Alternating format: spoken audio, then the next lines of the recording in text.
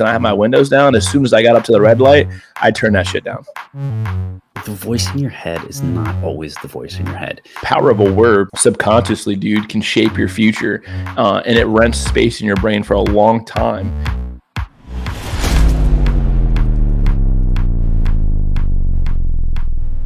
What is going on, everybody? We are here, kind of segueing off of last week. We're going to talk about judgment. So I've had situations where I've taken action based on other people's judgment, and I've had situations where I've not taken action based on other people's judgment. So we're going to talk about that today. A couple key points that we're going to hit on is how we see ourselves, how other people see us, and we're just going to discuss literally judgment in general. 100%, man. I think, from a cultural perspective, and what you see going around us, whether it's movies, whether it's social media, stuff like that, I think judgment is a huge topic of conversation that starts when we're younger. So I'm pretty excited about this. And I think that I haven't journaled around this. I haven't had any discussion around this with anybody.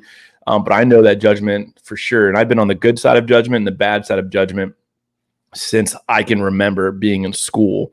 And when you look at the social classes that are developed in school, going to private school versus public school, having nice things versus not having nice things, and how that's loosely defined, I think this could be a really cool conversation, as well as like, how do we rid ourselves of this judgment? I think, naturally we're all going to judge someone, but how do we ensure that it's from a good place?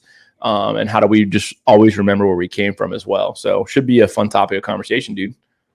Yeah, absolutely. So one thing that I just thought about as you were doing the intro, and obviously we didn't discuss this ahead of time, is like, why do you think people don't talk about judgment? It's not a conversation that people just have in general. People don't get comfortable with it in good sense or indifferent. So I guess there's not a real understanding of the facets of judgment. I don't know why people don't talk about it. I can tell you why I don't talk about it, because really up until recently from my development, I was extremely judgmental of myself, very, very self-critical, and I don't want to say insecure, but probably insecure, right? Where you're just insecure of your, whether you look at it from a physical perspective, a mental perspective, whether you have imposter syndrome, or you're on the other side of the darkness and you're judging other people like crazy, right? And you're saying, oh man, look at those losers or those posers, or, I'm better than them.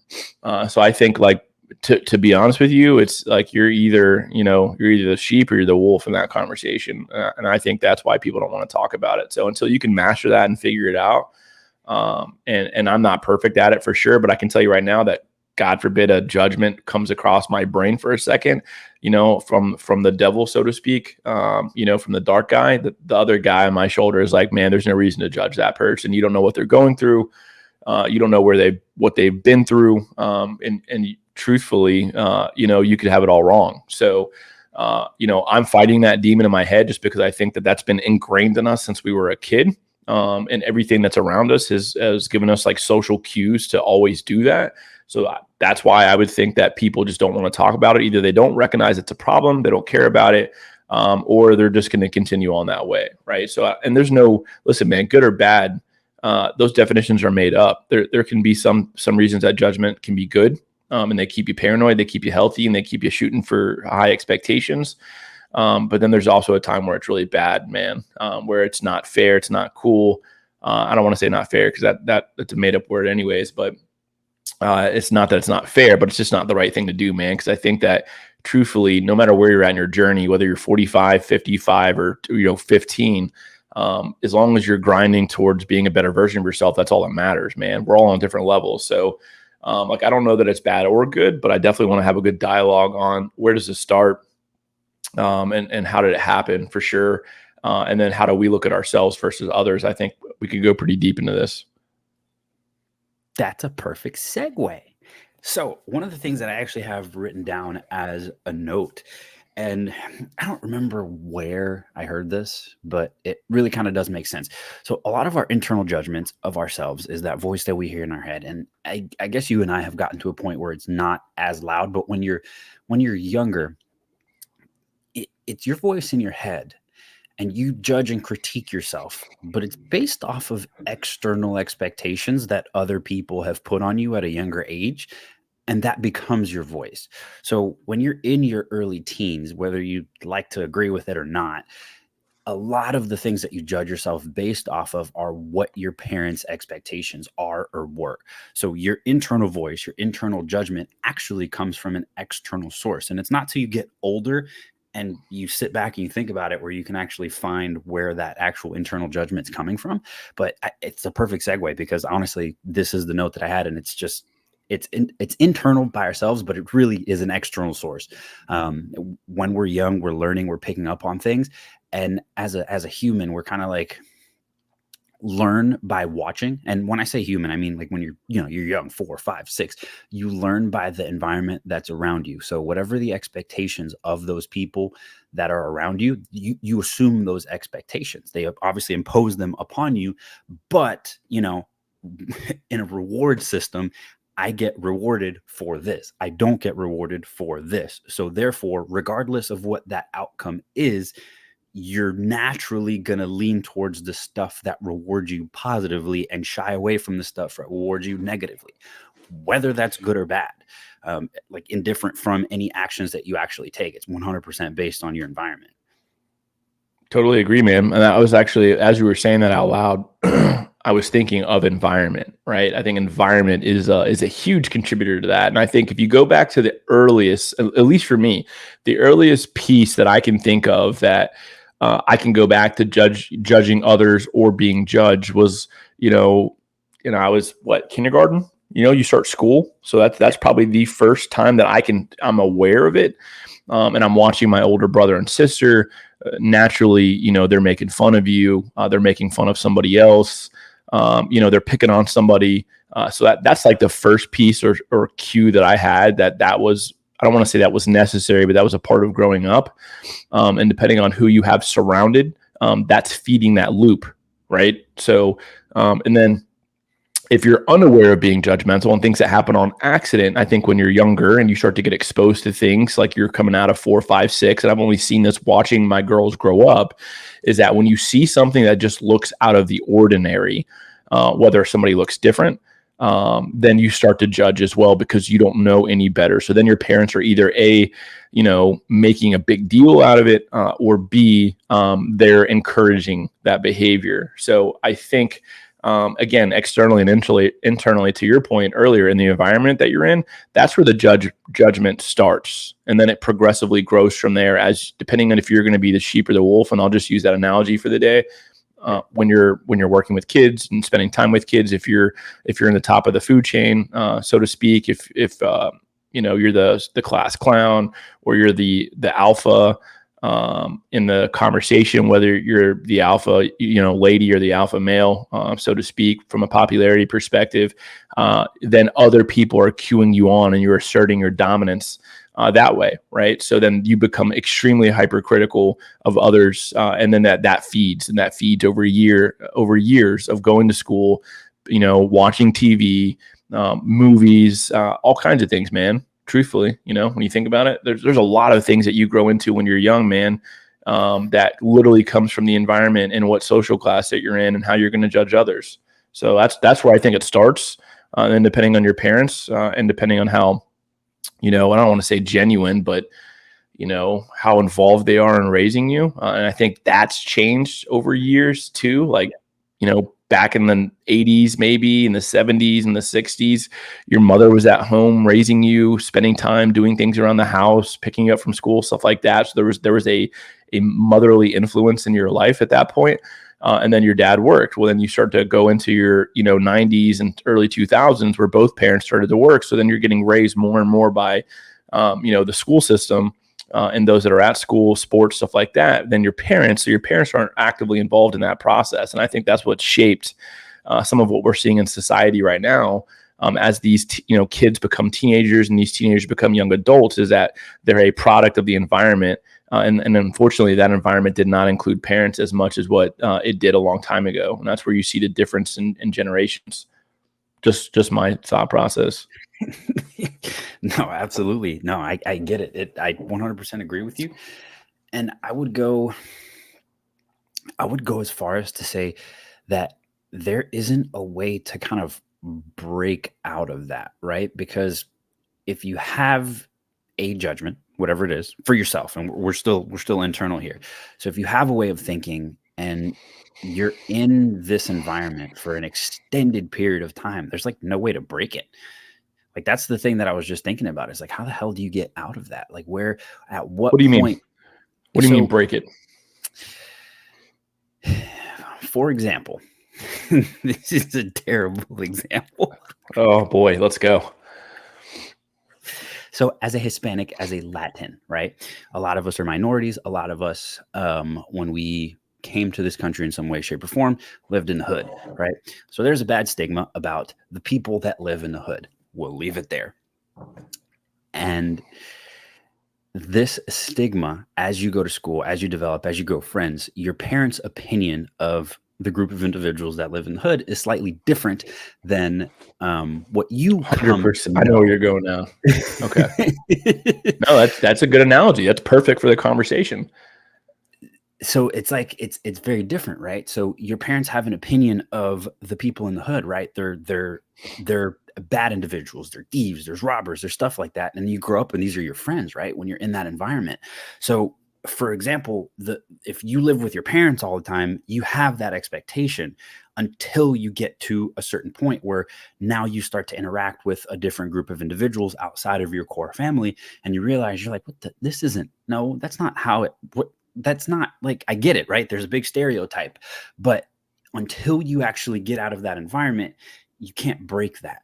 But there are certain other things that you begin to judge yourself on, whether that be you're the pudgy kid or you were always a little fat when you were a kid, right? And then at home, your parents call you chunky, and then you go to school and you're chunky. And then that's like one of those things that you begin to become that, when in reality, it, like, you have full control over it. But there's not a point where you get out of that environment where you're that, or you're the goofball, right? You're always making jokes.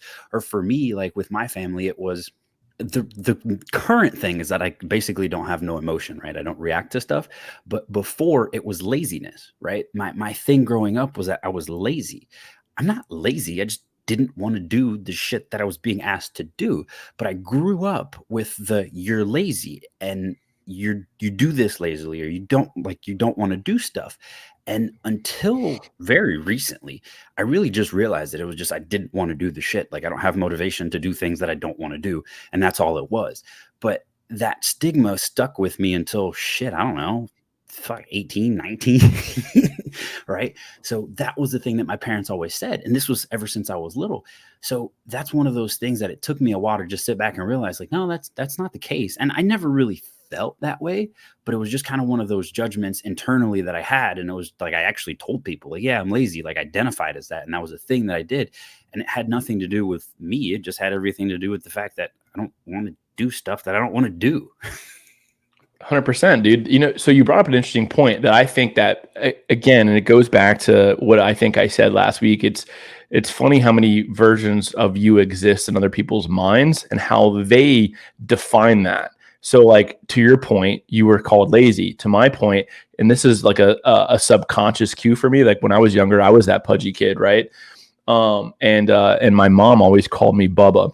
Have you ever known a skinny Bubba? Nah. Like, you ever? No. Bubba means like you're a big boy, right? And so subconsciously, I was a big boy, right? And I hated that nickname. But it stuck, and that version of me existed in my own mind, and I couldn't unsee that. Number one, and then number two, it's funny how you made another comment of just how people see you based on the hood reference, right? So how many times, and I don't know if this has happened to you, but I can remember like meeting my friends' parents when I was younger at some point in time, and they would always ask, like, hey, tell me about your parents. What do they do? And now that I'm older, I know why they were asking me that, is they were trying to judge me based on who my parents were and what my parents did for a living. So like my dad was an aircraft mechanic, and he comes from the generation, he was born in the 50s, in the late 50s, right? So that comes out of the baby boomer generation. Back then into the early mid 2000s, that was really when the college phase started to kick off, where people worked the 9 to 5 Monday through Friday, and they had the finance job or of some sort. They worked in the offices downtown. So when I had to answer that my dad was a mechanic, there was a stigma behind that. I'm like, you guys don't realize how much an aircraft mechanic makes, because he probably makes more money than you. But my dad took a separate path. Instead of going to college, he went to vocational school back then, right? So, and what's interesting about that dialogue is that, I listened to, there's a lot of different podcasts, and Justin Waller is a good one that I did listen to a lot last year. And something that sparked my imagination was, like, for so long, blue collar was not the way. It was frowned upon to be blue collar. And it showed that you weren't like, and I heard people say, like, if you chose the blue collar path, they would judge you because you weren't disciplined enough to go to college. And like, hey, like, and I heard this in interviews with people when they had resumes. To your point, they would call people lazy, saying that, hey, that this person went to 4-year degree, so that shows discipline and motivation. And to your point, all that does is show me that you're disciplined to do shit you don't like for an image that you don't give a fuck about. That's what I think about. Like, man, and like, so you were called lazy. You weren't lazy. You just weren't motivated to do bullshit. And same thing for me. I was often called, like, I would clean and stuff like that. And I did my chores and my yard work, stuff like that for my parents. Like, I was always very physically active in that regard, but I was lazy too in that sense, because I'm like, man, I just can't, I'm not you. I'm not going to be a fucking Bill Nye the Science Guy getting straight A's to try to go work at NASA. That's not my thing. Like, I don't want to do that. Nothing about that intrigues me. And there's other people that are highly motivated about working on jets and the science. Right. But to your point, we were called lazy. Why? I don't know, but that becomes, vetted and beat into your brain, which isn't fair, right? So the power of a word subconsciously, dude, can shape your future, and it rents space in your brain for a long time. And there's no reason for that, and there's no reason to judge people because they're a mechanic. Well, guess what, man?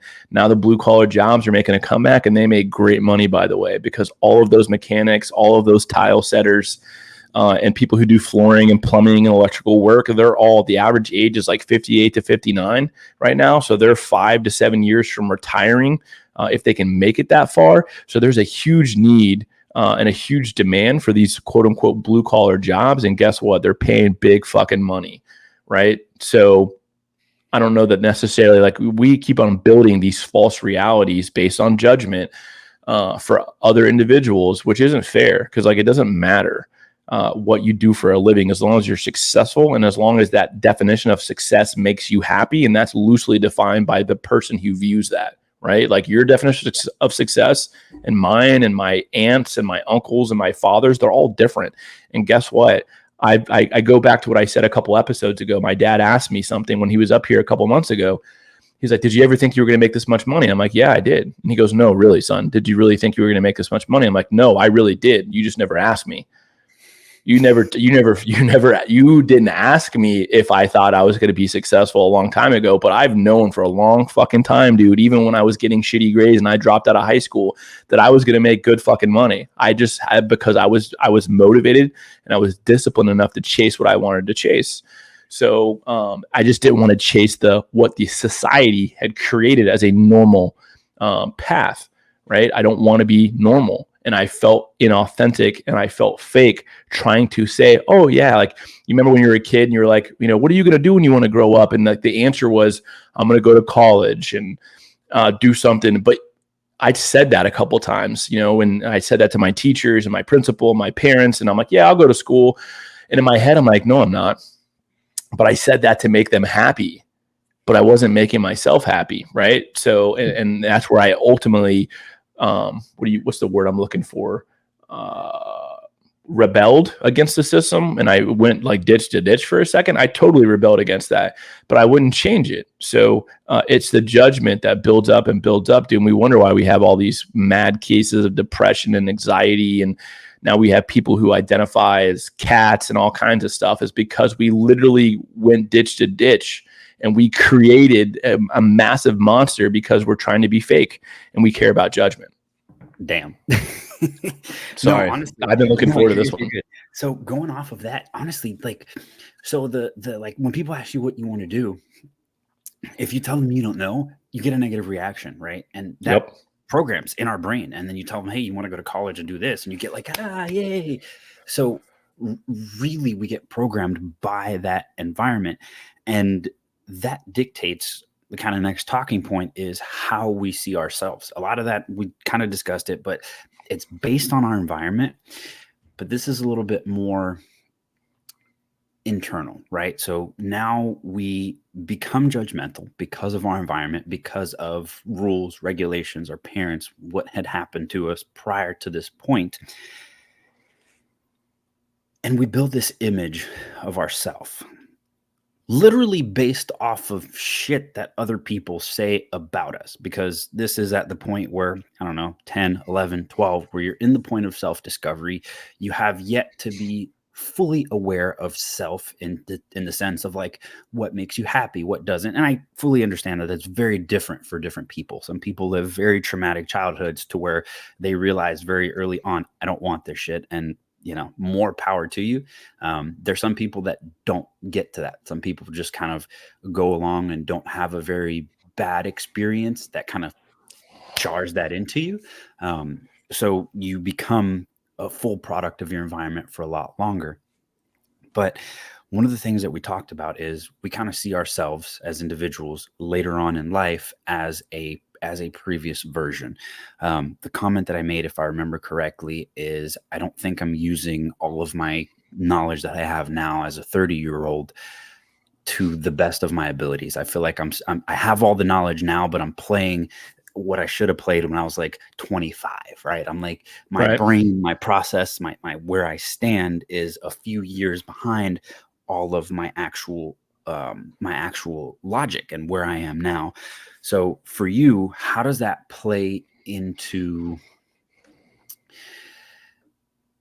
your current judgment of yourself? Like, we had that conversation. I know you're aware of it. I know that you feel the same way that I do, that you're not fully using all of your knowledge, right? I really do feel like I'm not using all the fucking pieces in the chess game, right? I feel like I'm still playing with pawns and there's queens and jacks and all this other stuff that I'm not playing with. And that's the easiest way to put it. But how do you feel about that? And what do you think causes that disconnection between current knowledge of self and the previous version that you're in? I could go a couple different ways with it. And I think the biggest thing for me, number one is, yes, I agree with you. I think I'm not playing all the chess pieces properly. And I think a piece of that comes from me, and I don't know how to convey this properly, so just work with me for a second. But for me, I just feel like, in the professional world that I'm in, there's still, I'm in a realm of, in a position that there's a lot more of us. We're younger, early 30s still, and we're in some very important roles professionally. And there's more of them out there, right? I'm definitely not an anomaly, but there's not that many, because a majority of the people that I work with are in their 50s or 60s. So there's a massive age gap. And for some reason, like, I know that I've gotten this far because of hard work and because of how I think, but there's still a piece of my, like a sliver in my brain that's like, hey man, these guys are, if not the same age as my father, or older than my father. And that for some reason, it's hard for me, just because it's that respect your elders thing that I think, and there's also a lot more wisdom in there too. So not only do I respect them, but like, listen, dude, if they're pushing in their 50s and 60s, like, there's two ways that I think you can learn as a man. Number one, through failure and wisdom, right? As time goes on, you learn through the adversity and the obstacle, right? The second piece that I think you learn is by reading books and content. And the only reason why I made it as far as I made it throughout my career at a young age was because I read books that, older men or women documented their failures on. So that to me, there's only two ways. And I tell my team that a lot, people that I lead, mentor, there's only two ways. Number one, you can learn through failure and wisdom, but wisdom takes too long, because you have to get to your 40s, 50s, and 60s for you to become truly wise. Or you can learn at the hand of other people who have failed and have wisdom through their literature. Right. So for me, there's a roadblock in my brain with the generational gap with those that I work with that makes me feel somewhat inadequate. And I have to keep on reminding myself, hey, dude, like, you're here for a reason. You made it this far for a reason. So just trust your gut on how you think, why you think the way you do. And there's also a supreme value in that, because a majority of the workforce is in their millennials. it is our generation now. And I think I'm a younger millennial, so to speak, versus an older millennial, but like we're almost going to be 75% of the workforce in the next, 12 months. So I think a little bit is something that I created in myself, just growing up early, and I haven't let that go yet. God, I was a store manager at 21. I was a regional pro director, commercial account manager by like 22, 23, district manager by 27. So for me, like I haven't let that go yet. I haven't let it go that I'm working with people who could be my father or mother. And for some reason, I feel lesser younger at the table, but that's just a part of growing up. So I just recognized it probably 2 years ago. And I'm working through that now. As I get into my 30s, I feel like I belong at the table now, from a wisdom perspective, versus just a hustle. Because I think hustle is what got me where I landed pretty fast. Was just the pure hustle, and now comes more strategy, calculation, and wisdom, and speaking through failure. Because I failed a lot in my past 15 years, and I've leveraged that failure in a good way. So that's the first piece that I think about hardcore is having to let that go. But I think personally, dude, and I asked, I think I conveyed it a little bit in one of our episodes recently, but I was talking to my dad, man, and this is what begged the question in my brain. Whenever I see my parents, like they act like my parents, right? And I think a part of that is just getting old, and you miss your kids, and you miss that time in your life where your kids were around and you were taking care of them and you were feeding them and you were cooking for them. And I think another part of it too is that, and I saw some content around the category, but then I just asked my dad, I'm like, Dad, do you feel like I'm still that teenager from 15, 16, 17 years ago? Cause like, and he was like, what do you mean? And I guess what I was trying to convey is like, cause damn it, dude, every time I try to cook or do something, like you're jumping in. Like, how do you think I've survived for the past 15 years? I mean, for 10 years, I haven't even lived with you. I've been in different states. Right. So you're like, hey, well, let me do it real fast, or let me show you how to cook. I'm like, no, fucker, I've been cooking for a long goddamn time. Like, I know how to do this now. Right. So, and I just asked him, and he's like, yeah, truthfully, like I still look at you. Like, I can't unsee that image. He still thinks about me as, a teenager, and maybe in every parent's life, or every person that you've been close to's life in their journey, they have a version of you that's locked into their brain that they can't let go of.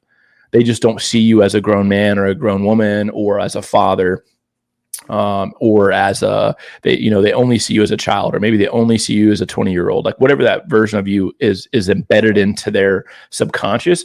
They just brought up a good point, and I was like, holy shit, dude, it makes perfect sense now, because now I'm trying to understand why my dad is trying to do everything for me. I'm like, dude, like I know how to do this, man. But the other half of me lets him do it because I know he's just being a dad, and I love him for that. So I just let it go. But I had to ask that question. Yeah, I get it. I feel the same way. One of the things that I'm actually trying to work on, and that's one, it's an interestingly tough situation, right? Especially when it comes to the parent thing, because for me to play all the chess pieces, one of the things that I try to do is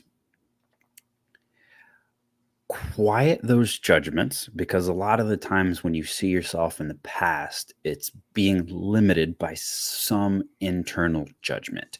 For you, the example was the age thing. At some point, you heard that you're not old enough or mature enough or something along those lines, and it caused you to feel that way.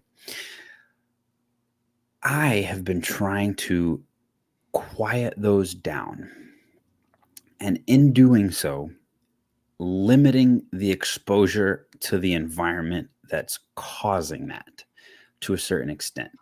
And for me, with my parents, that's kind of like the big thing that kind of slows me down. Because when I'm in the outside world, and I say outside in terms of like outside of the family environment, everyone sees me as me, right? I have some sort of value. When I was leading different people, they kind of saw me as me. They saw me a leader. They saw me as the level of maturity that I am, that I have, whatever that age is. But when it comes to my parents, obviously they see me as a younger age, and I get it and act like it, and I fully understand. So the environment that I'm in literally puts me in a mindset to where I can't use all of those chess pieces. And it's not that I can't, but the people that I'm around influence that. So I've literally been trying to control that by putting myself in an environment that I have a certain level of respect to the point where that's where I need to be. In higher stakes conversations, we'll say, right? In different levels of interaction and the people that I interact with. Because I can go meet a stranger and they see me for me and they understand, and I can use all of the information that I have. And if I have an opinion, that opinion is respected because it's my opinion, right? To where when you interact with your parents, you say something, and whether you have the knowledge or not, it's no, you're, that You're you don't young. have that You don't information, know. right? It's funny you say that. Like, can you and listen, both of our parents are probably watching and subscribing. So I get it truthfully. But like when I couldn't have this conversation with my dad, and I've thought about it. Like could we, when you think about all of our podcast episodes and all of our discussions, like how deep have you ever gotten into a conversation with your parents? And I have never gotten that deep No, with them at all. no. Have I daydreamed about that? For sure. Like, I would love to. And I have a very unique parenting background, being adopted and brutal divorce, stuff like that. So like some of it's been, boundary driven, but I've also thought like, and you see those movies or, TV shows where one day you get into a deep conversation with your parents one day. And I'm still waiting for that one day. And that one day may never come in the way that I put it in my brain, but I definitely couldn't go this deep into life conversations with my parents. It's very general. It's very childlike in a sense, which I get it, right? But I do dream about that. So have you ever gotten into a deep conversation with your parents? Yes and no, about different aspects. Not everything, but about different aspects. So, relationally, in terms of relationships, yes, to a certain extent. I think I had like one conversation a little while back. Um, More in terms of parenting now, for sure, when it comes to that aspect. Also, one thing that I did want to mention is that same thing that I'm talking about. Like, I see it within myself when it comes to my son, right? He's 9 now. And a lot of the times, like, he'll give me information. I'm like, no, that's not right. The thing about that is I've been proven wrong a few times already. So I definitely have to keep that in check to where I'm Oh, like, no, that information that you're giving me is not accurate. This is how it is works. And Ezra a then smartass like you? no, no, no, but Nita keeps me in check. Like she'll literally like verify the information that he gives me and is like, yeah, he's right. I'm like, fuck, okay. But like I get That's it, so hilarious. I have to keep myself in check. But in regards to the conversations, no, I haven't in terms of anything that my parents feel that they don't have knowledge over, right? So when it comes to technology, my mom specifically doesn't have like a lot of technology stuff. So if I tell her something or say something, it's like, okay, yeah, that's true. And I will be asked for advice or, hey, do this, hey, do that. Not in the sense of, can you give me this advice so I could do it? But a lot of times it's just like parents asking for help. Like, hey, can you do this for me? So in that aspect, yes. But when it comes to decision making, when it comes to investments, we'll say specifically, because obviously I got a rental property dealing with that. So when it comes to like that, like strategic money things of how money works and all that kind of stuff, no, that conversation isn't really considered. So it really just depends on the aspects of it. So it really just depends on what aspect of life. So it's like it's getting there, but it's not fully there with everything. The one thing that I will say is like I'm on a growth journey, but I think my mom's on a growth journey too, which is really impressive. So she's able to like sit back and think about certain things holistically, and understand that, there may have been some things that were not accurate in the past. So it's getting a lot better.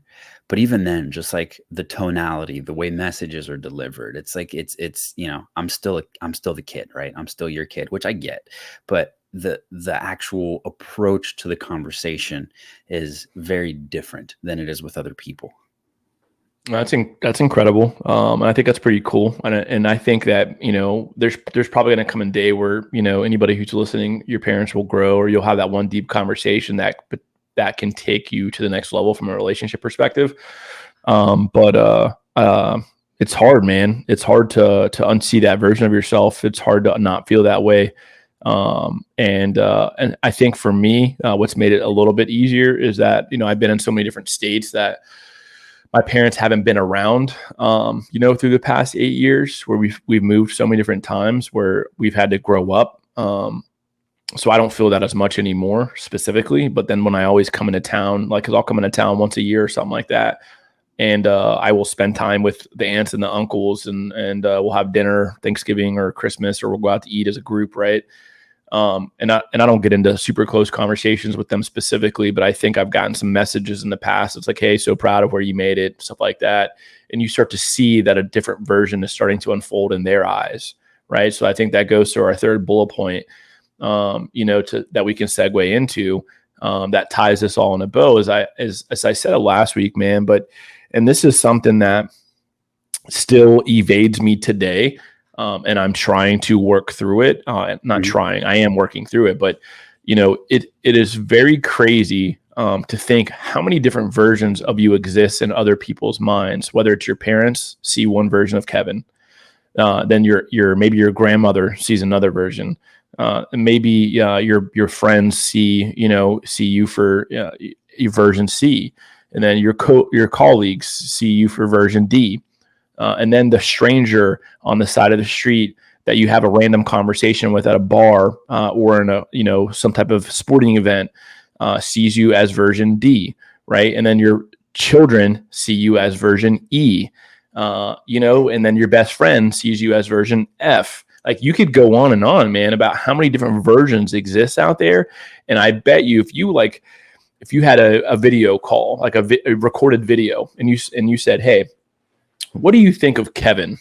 Like, who do you see Kevin as? And if you asked 50 people that know you, they'd all give you something different, because they all know a different version of you. And there's been a different chapter of life that you've been attached to. Right. And I think that we as people think through, we don't see that. Number one, like, we think about it, but we don't think about it.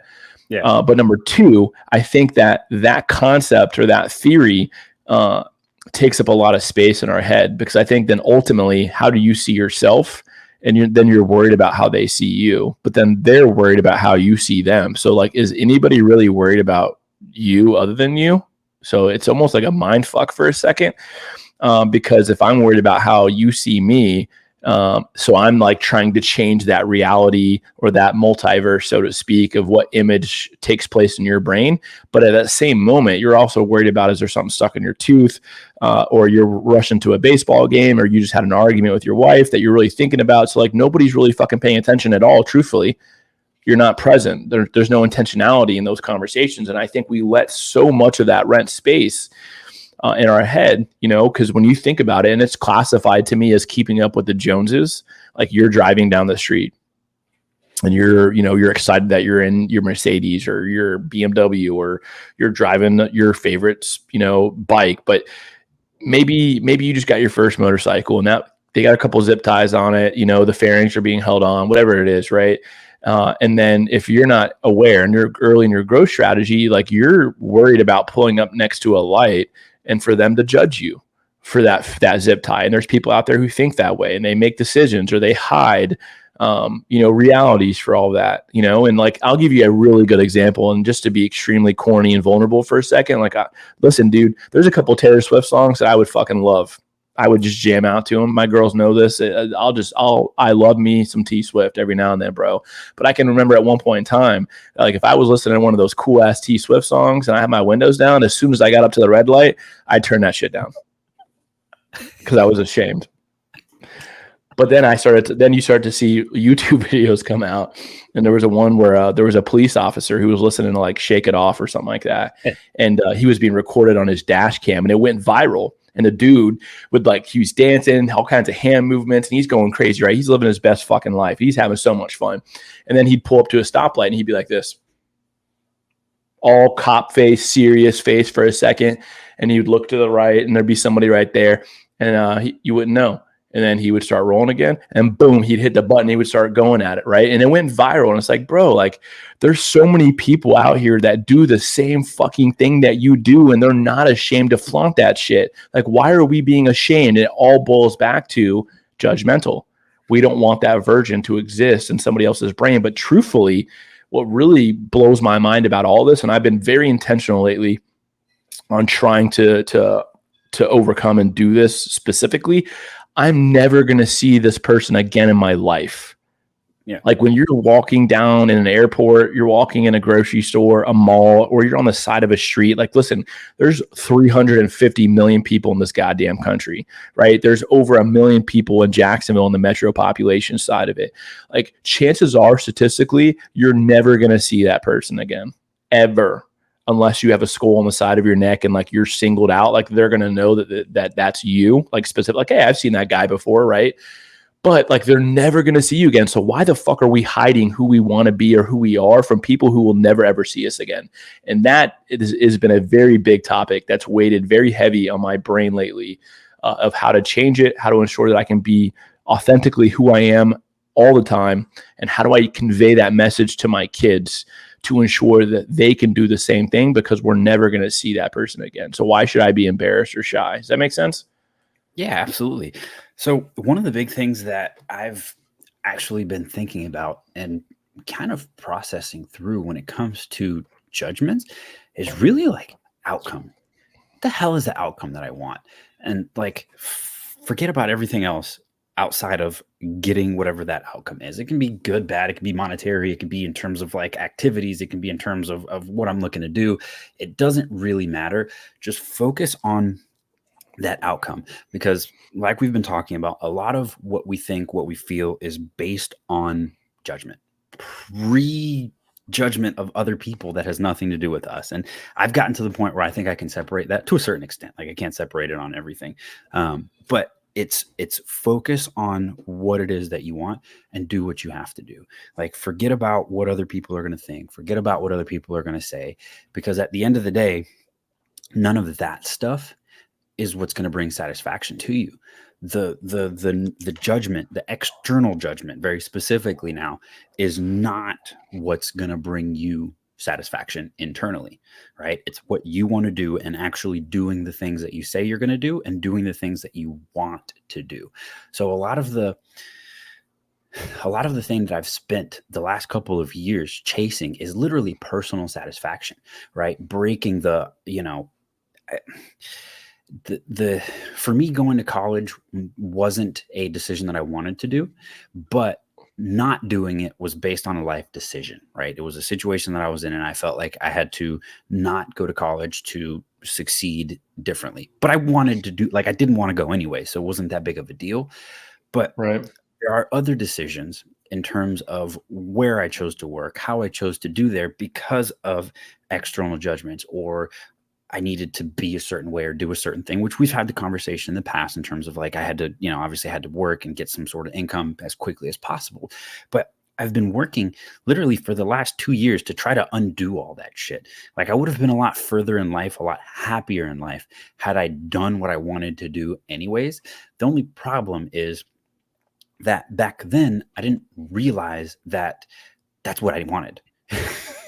I was so clouded by the judgments and what I thought I was supposed to do that I wasn't able to like detach myself from that and say, hey, this is what I want versus this is what other people expect.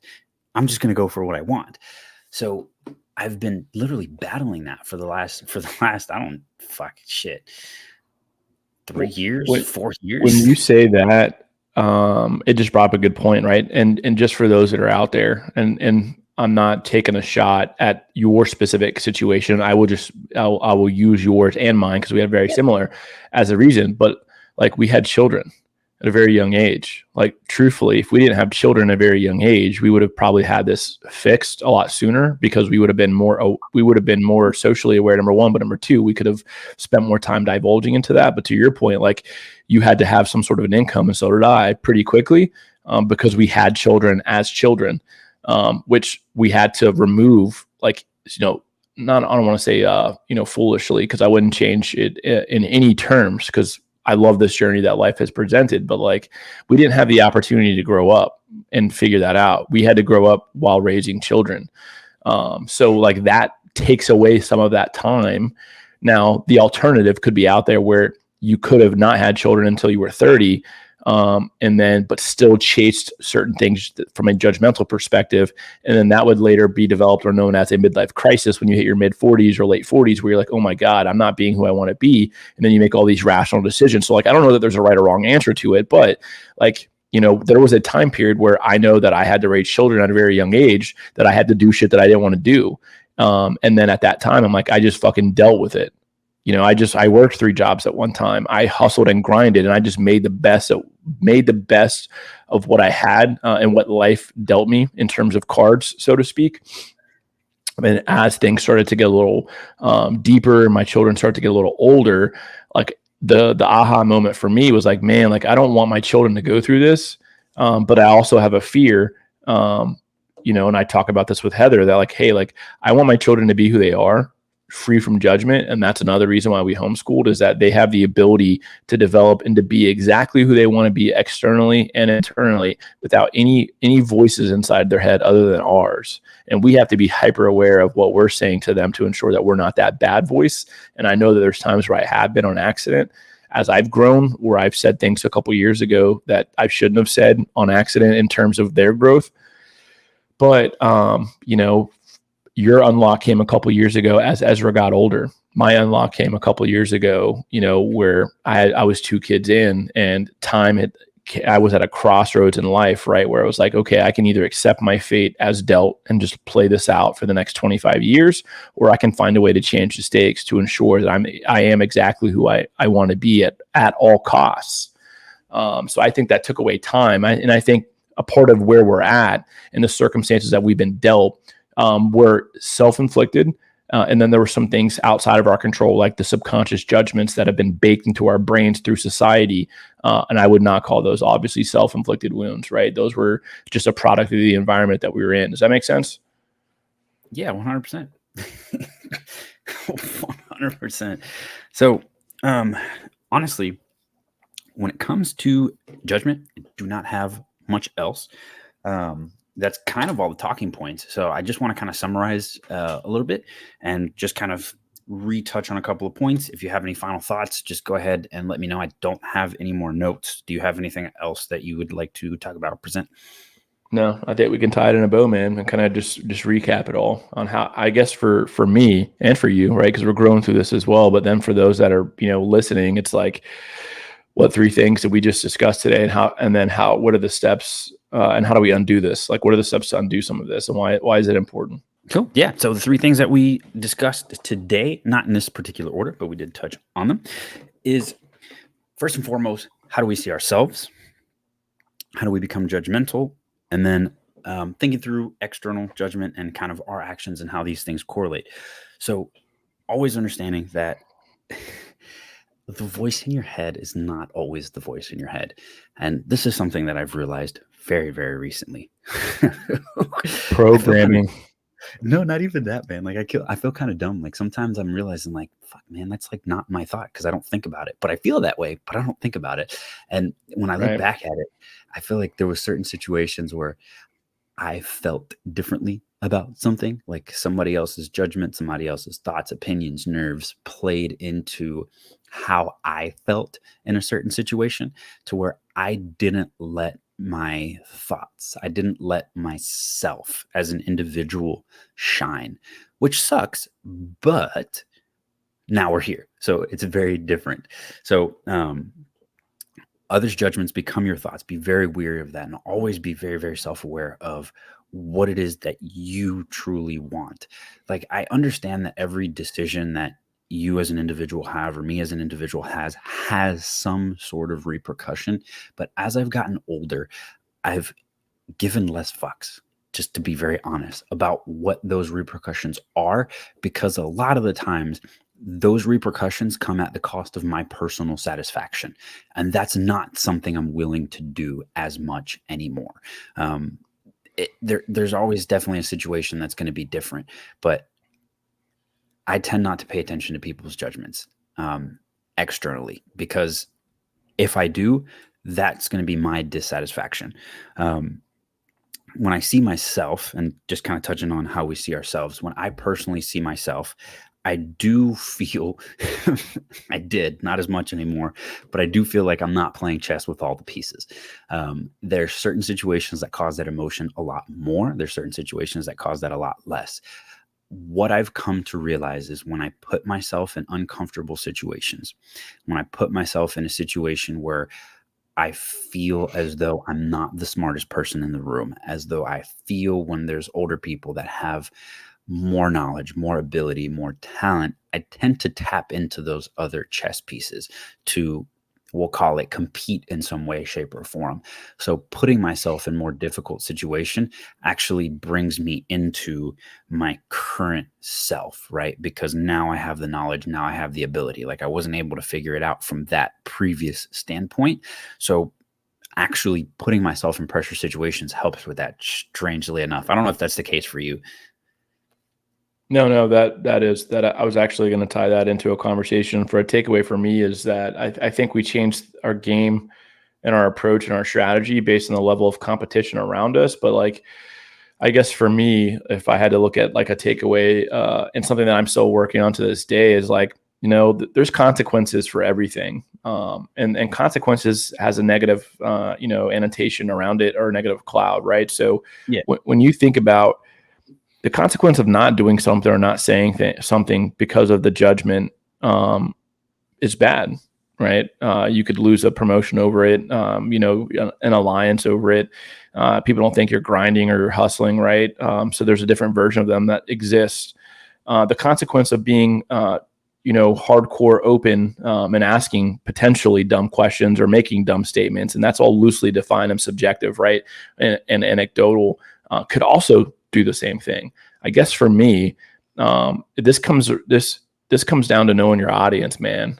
Knowing your audience and knowing that the people that you're around, to be yourself, to ask things that you may not ask in front of certain people, all comes down to making sure that the person that you surround yourself with, the organization that you work for, the friends that you have, the family that you allowed to be beside you, is as long as their judgment comes from a good place and their feedback, and I would change the word judgment, but their feedback on what you're saying comes from a good place, then go look fucking foolish and dumb, because that's how wisdom is created and that's how you're going to learn. If you're working for an organization, you're doing something with friends or people, and you're surrounded by those people who are not going to give you organic and authentic feedback from a good spot, then you're in the wrong fucking place, man. And you hear that a lot more with organizations and professional workplaces, but it's like, it's not really organizational based, it's leadership based. Like, and that's where that old quote comes from of like, people leave leaders, not companies. And that couldn't be further from, that couldn't be closer to the truth, right? Like whenever I've left my prior organization, I left it because I just felt like the leader that I had wasn't in a good place to give feedback. Doesn't necessarily mean that he wasn't qualified for the job, and maybe he was doing it from the lens of which he grew up in, and he meant it well, but it didn't come off that way. It's all interpreted differently. So I don't blame him for that. But I will say, like, you guys have got to start asking yourself questions, man. Is who I'm surrounding myself with? Who do I work for? And does a family that I surround myself with give me feedback from a good place? And if they don't, then lose them. If I don't even care if it's family or not, man. Like, just because they're family and their blood doesn't mean you have to associate yourself with them. If they're not giving you good feedback and they don't care about you in that type of way, and they're not being organic or authentic, then lose them, because that's going to rent space in your head, regardless of whether you have, even if you have a great self-defense system that blocks out that content. That is the only way you can survive being in a negative environment. And if you don't have that, then lose them until you can control that negative environment. Does that make sense? Yeah, no, 100%. I mean, everyone knows the saying that you are the sum of the 5 people that you're closest to, or you make the same amount of money as the people that you're closest to. It's because whether you like it or not, having a specific individual around you is going to influence you in any way, shape, or form. And judgment is kind of the reason why they think about certain things a certain way. And it may not be judgment from a stereotypical, derogative sense, but it may just be judgment in terms of how they process a certain situation, right? You will begin to assimilate to whatever that is. So yeah, I 100% agree with you on that. And I understand it very, very well. So I'm definitely trying to do the same thing. Not trying to, I'm doing it. I've actually dissociated myself from a lot of different individuals. And I'm currently, building that back up in the way that I see more beneficial to the future. So 100%. I think the only other statement that I would make, man, just, and this is for you and I both as we grow, right? But for other people, just when you start to think about yourself, man, like you can think about your past for sure and your present, but you got to start looking at yourself the way you want to be, right? It's kind of like that old saying that I learned from my father growing up was like, dress for the job that you want, not the one you have, right? And that's anecdotal. How you want to dress now, like you don't have to wear a suit and tie to become a millionaire or a billionaire for sure, but the mindset still stands the same. For me, it's like, hey, if I want to be that, and I'm not there yet, then I need to start thinking like that. I need to start dressing like that, or I need to start putting myself in those positions the way that I want to be seeing myself, because that's all that truthfully matters. As long as you're happy with who you are, you're organic and you're doing what you want to do, that's all that fucking matters, man. It doesn't matter what other people think what you're doing. And that's that whole perception is reality that I hate, unfortunately. And I use this quote a lot, like perception is reality for others, especially in a professional environment to where you're not free. Like, yeah. Unfortunately, it's not what you're doing that matters. It's what other people think you're doing that matters. And that's an unfortunate side effect. But if you're really smart, you can control the narrative for both. That does exist. To where you can still be who you are organically, but also control how other people's view you, because this is a game of chess, not checkers. So, but just start to think like who you want to be. That's all that matters. Whoever you want to be is the number one reason why we're here and that we have this conversation. Do not let the thought of others distort that view and take you away from that, because that's time that you'll never get back. To your point, like you're having to undo all of that. I'm having to undo all of it. Thank God we're, in our late 20s and early 30s where we still have, a long life ahead of us to control our narrative. But there's people who do not figure this out until their 40s and 50s and 60s, man. And then you're like, holy fuck, I wish I wouldn't have done that. I wish I wouldn't have. And you hear about those old, people that are on their deathbed or they're getting close to the edge of their life. They're like, I wish I wouldn't have thought that, or I wish I would have chased that career, or I would have chased that girl, or I would have chased that man, or that I would have chased that dream that I had, right? So don't, man, like continue to dream big, and dream as big as you want. And I'll end with this, and I'm sure you probably heard the name. I don't know. I know you don't watch a lot of baseball, but Bryce Harper, right? Bryce Harper is he's like one of your top 5 players in the league right now. I was reading an article the other day, and there was I didn't read the article, but I read the headline. Let me rephrase that. And the headline was talking about Bryce Harper when he was 13 years old. He was in the New York Times, and what they were telling him is to essentially saying that, kids in their dreams of being MLB baseball players, right? And being the best baseball player. And they pretty much said, we should stop this. It's not possible. It's 1 in a million chances that he's going to make it to that far. So we go back to, we're putting a lid on somebody else's future.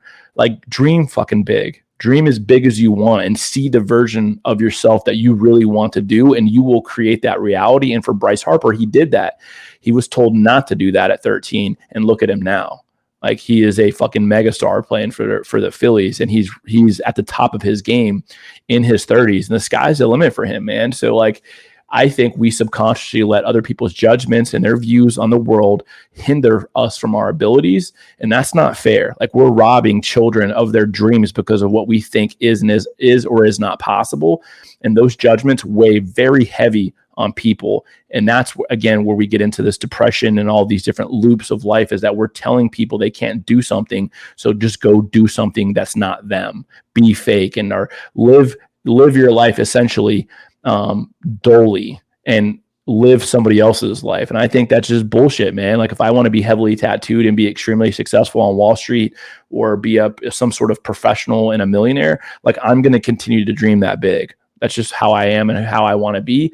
But there's other people who they gave up, man. They gave up in their mid 20s or late 20s, and they're working 9 to 5 as an investment banker. And I don't know that anybody as a kid fucking dreamed about being an investment banker unless they dreamed about being filthy rich, and then investment banking was their gig to get there. That's a different dialogue. But there's people who are not living their best life, dude. And that just, I hate that for people, because that's when people are fucking depressed, because they're not living the life that was designed for them to live. Yeah, 100%, man. That is done. Honestly, we can end on that done right there. Done. But that's a wrap. That's it. That's a funny example. This is separate from the conversation that we just had, but it's funny that you use Bryce Harper as an example, because when I was in high school, our coach used to actually play Bryce Harper footage when he's 1 year older than we are. So when I was a sophomore or a freshman, he was a junior or senior. And we used to watch his highlight footage, as we would sit down once a week on Fridays and just review different players' footage, like mechanics and different stuff. And that was one of the videos that we actually ended up watching. Not the one that you were talking about specifically, but that's one of the players that we watched very heavily in terms of at bat. And when he hit a couple tanks at, I think it was Minute Maid Park at the time, or Tropicana Field, whatever it was, whatever the Tampa Bay field. We actually watched a bunch of his highlights. So that was a very interesting example, because he definitely he literally committed. It changed. It's crazy to think about, because I actually know a little bit about the story. So he literally got good, dropped out of high school to get his GED, to play college early, because he knew he was going to do it. He literally made that commitment and changed all of the choices that he could have made to do the thing that he wanted to do. And when you think about it, and we're still recording on this, but if you actually play your life out you're going to achieve the things that you want to achieve, it's crazy how that could happen. This dude literally dropped out of high school to get his GED, to play into college, because they would not allow you or will not draft you until you either graduate from college or have a high school degree. That's why you get picked up after high school. That's why kids from other countries have that advantage, is because they come in and they don't have the American school system. But if you're here, you have to have a GED or your high school diploma. So he literally dropped out and said, screw this. I'm not doing school. I'm not doing college outside of the mandatory, to very specifically make it to the draft. And he did. That dude had an unwavering confidence and desire to chase the dream that he wanted to do. And even if he failed at it, he can say at the end of the day, I went all the fuck in. How many of us can say that? I gave it 100% effort and energy to make it this far. There's, and I'm still defining that for myself. But dude, I dropped out of high school. I was there. I went all in on my career, and I continue to go all in on my career. I'm going all in on my beliefs. I think I'm going to be a millionaire. That's just what I've been thinking about since I was, 18 years old. And it's not to be a millionaire because I want to roll around with a fucking Rolex. It's not that. I just have a desire to be there, and I have a desire to have the freedom that can give us. Does that mean that I'm going to be happy? No, I'm working on that and have been for 10 years, just to enjoy the process and the journey. Money's not going to make me happy. I think certain people just have desires for the wrong thing, but he went all in, dude, and people tried to tell him no. So when I read that Friday night, it was pretty inspiring to see that. And I think that's the question that people have to ask, man. Are you giving everything you got? Because if you did, you'd have rags to riches mentality. And that's where you look at all these athletes, these movie stars, people who have made it. They were rags to riches, bro. And they went all in, and we're playing it safe. We did the safe option, the safe job, the safe career path, right? Where I've just, again, that's to me where I've moved 5 times. I have no choice but to be successful, because if I'm not successful and I fail, I'm gonna have to crawl my ass back home somehow, some way. And I've spent money, I've lost money in some of these moves, but I've always believed that I was gonna come out on top, right? And I was gonna make it, even when the shitty voice crept in. And said, you're not going to make it, dude. What if you fail? What happens? You don't have this cash. Save all that money, dude. Just save it. You're going to need it. Just play it safe. No. Desire, passion, and belief, and unwavering confidence in your own ability to make it, despite what the judgmental crowds will tell you. Dude, you want to hear some crazy shit? And this is more of... I was pretty dumb when I was younger. Dumb in the sense of unaware, right? I wasn't actually dumb, but So you talk about Bryce Harper, right? That's an external thing that I understand because it was an example. I was following the story. My coach was following the story. So we were aware of the decisions as they were happening. But there's one that's even like closer to home to me than that. And it's regards to baseball. So growing up, Javier Baez, shortstop for Detroit right now, played on the Cubs for a while. Like he moved from Puerto Rico to the United States and we played baseball on the same team at the age of 12.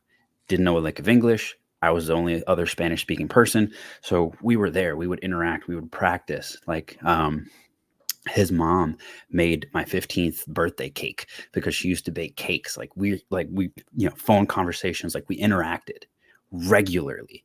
And, this guy got drafted out of high school and I didn't. So I don't know if that plays a role. 100%, dude. That plays a role in it. You just, when you say you were dumb, it's just you weren't that, like, the desire wasn't that, like, that unwavering desire or that environment. And this could have been subconscious, right? Right. Said that wasn't possible. But he was in Puerto Rico, probably, and I don't know, you can confirm this or not, but maybe he was living in the ghetto, or maybe he was in that rag stage of his life, right? No. So, like, the dude was all in. He had nothing to lose, bro. But he just put it all out there. I know the story behind it, and I knew the story then, but it's interesting because at the age of 12 or 13, there were people that would literally talk at the baseball field. The adults would literally say, like, this kid's going to get drafted. This kid's good. And I would hear that and I would be around that. And I guess that's an interesting point of comparison. But I was literally right there through someone's journey of actually making that commitment, of taking the actions. Like I knew what the actions were because I'd asked to hang out and he was like, no, because I'm busy playing baseball. Dude, I would say Right. to me personally, I don't think the American dream exists anymore because I think people have indirectly played it safe. Go to college, get your 4-year degree, work 9 to 5, whatever that 8 to 5, 8 to 4. Like we have taken away the American dream because the real American dream, if you really go back to its point of conception, was to go all out, was to put it all out there, to risk it, to get the game that you wanted to play, right? And for me, it's like, if we actually went back to what that truly means, like we would risk it. We would believe, look at the Wright brothers, look at Harley Davidson, look at Henry Ford, look at all these different stories. Like they gave everything to create what they had because of a passion and a belief that they had and the confidence they had to make it, even when others thought they were crazy, right? That existed. Now it's like, no, dude, don't do this. Play it safe. Go to white collar. Don't get tattoos. And that's why I love the tattoo segment. Is, dude, like I knew I was going to be confident. So me getting tattoos on my fingers, my hands, my neck, whatever, is almost like, to back myself in the corner, but to be like, I'm going to be who the fuck I want to be, man. And I'm still going to be successful. So stop letting other people's dictate their voice in my head saying I'm not going to be successful. And it just bothers me. The American dream does not exist anymore, folks. It doesn't exist, because of our parents and their culture to try to play it safe. And I think it's coming back now. More than what it was 10 years ago and 15 years ago. I think we're starting to see that reality become a little bit different through the videos and social media. But yeah, man, we were taught to play it safe for 40 years, through the 80s, the 90s, the early 2000s, and the 2010s. And that's bullshit. So that played a role into it, man. And I would say the difference between you and him was that, no shot at mom or dad, right? Was that mom and dad thought it was best for you to go to school and to go to college and to get good grades, and to because selfishly, like they had been there through the struggle, and they don't want you to go through that struggle. Same thing for my parents, dude. They had struggled. My grandparents struggled, fucking eating, they ate macaroni for 30 days straight because it was cheap as shit, right? And they didn't want you to go through that. But the fucking struggle and the suffering is necessary. And that's what we have forgotten to realize, is that suffering is necessary. The pain is optional. We need to suffer more to show what's possible so you can unlock a different version of yourself, right? It's almost like Deadpool, right? You've seen Deadpool, where fucking Ryan Reynolds, they keep on trying to antagonize him until he can unlock his superpower.